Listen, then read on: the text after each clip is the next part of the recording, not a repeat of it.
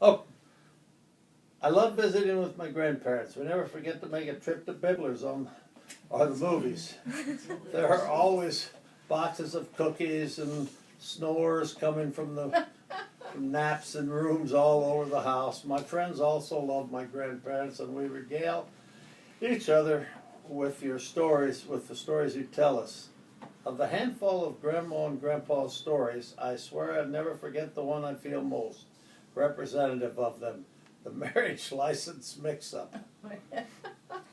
My best friend Jess and I were in South Bend for a weekend, and sitting around the kitchen table, Grandpa was in his usual seat with the crossword, and we somehow started talking about my trip to Indianapolis to get a copy of his marriage license for the government paid hearing aid, which is a saga of all of its own. Yeah.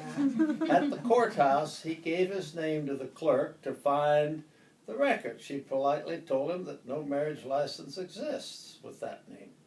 Puzzled, he shrugged and said, "Well, ma'am, that's my name," and looked again and said, "Well, there's a Norman K. Muller here, married to a Mary G. Muller." He just shook his head and laughed. "My middle initial is E," he told her, "not K." Well, guess who filled out the marriage licenses? He gestured over to the kitchen island, and there was my grandma, giggling and eating whatever candy she had found in the pantry. Jess and I sort of lost ourselves in fits of laughter. They